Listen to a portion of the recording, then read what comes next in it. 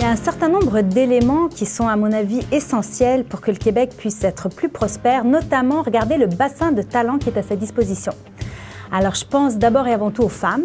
Nous avons des femmes extrêmement talentueuses, très expérimentées, très diplômées, mais il y a un grand décalage entre le nombre de femmes disponibles et leur représentativité dans les hautes sphères des entreprises, sur les conseils d'administration ou dans les organes décisionnels des compagnies. Alors ça, c'est un problème que nous vivons depuis très longtemps, dont nous sommes conscients depuis très longtemps, et un certain nombre d'actions ont été mises en place, mais malheureusement, on ne voit pas vraiment une grande différence. C'est-à-dire que dans les 50 dernières années, malgré la recrudescence de conscientisation qu'il y a pu y avoir, les changements au niveau des femmes dans le milieu des affaires, il semblerait que ce fameux plafond de verre dont on parle tellement, ou plancher collant si vous voulez, depuis des années, continue à exister, à persister. La prospérité, pour moi, ça représente une province qui va bien, une province qui est en mesure d'avoir un système de santé, un système d'éducation à la hauteur de ses attentes, des attentes de ses citoyens. Ça représente aussi une capacité à innover, une capacité à ne pas être en mode panique, en mode coupure, mais plus en mode expansion. Ça représente aussi une attraction.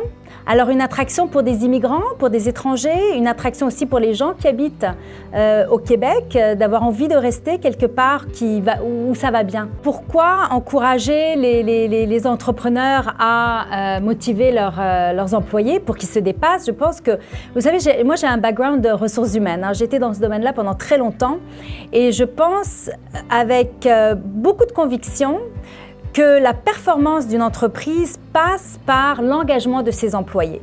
Alors ça, c'est rien de nouveau, c'est quelque chose sur lequel il y a beaucoup d'emphase depuis un certain nombre d'années.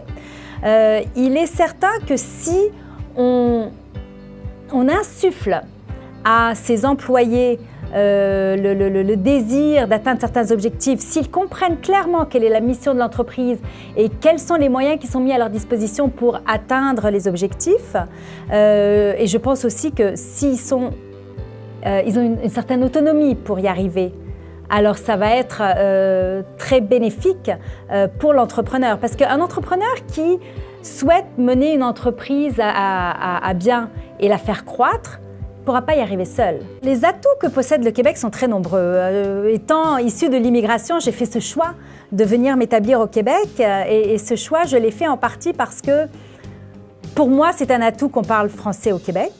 C'est un atout que le Québec est un peu comme au carrefour de l'Amérique et de l'Europe. C'est une société très ouverte, très accueillante, très chaleureuse.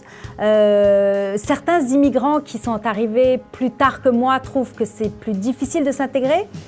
Je pense que c'est à chacun de faire sa part, mais je pense qu'au Québec, il y a une capacité de réussir si on veut vraiment faire sa place, beaucoup plus facilement qu'en Europe, qu'en France par exemple, où en France, il faut vraiment qu'on sache vous êtes le fils de qui, vous êtes la fille de qui. Également, une des beautés du Québec, c'est qu'on peut changer de carrière.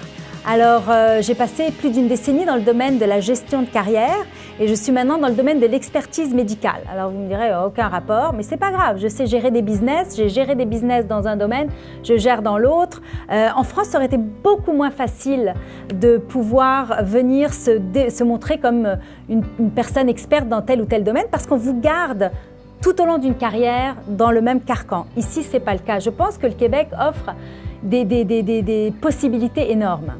Une des entreprises que je trouve les plus inspirantes, qui est un modèle pour moi, c'est Adonis. Et ce qui est très intéressant avec Adonis, c'est que d'une part, ils sont maintenant partenaires avec Métro, donc c'est devenu une entreprise très québécoise par ce fait-là, mais c'est quand même, il ne faut pas l'oublier, une entreprise qui a été fondée par deux frères qui sont arrivés du Liban dans la jeune vingtaine avec 200 $ en poche et qui pèsent des centaines de millions de dollars aujourd'hui. Donc ça a été un modèle d'affaires absolument extraordinaire et qui fonctionne et qui, je pense, est un exemple pour nous tous. C'est certain que le Québec est capable de devenir numéro 1. Moi, j'ai aucun doute. J'ai fait le choix de m'établir ici parce que j'y crois.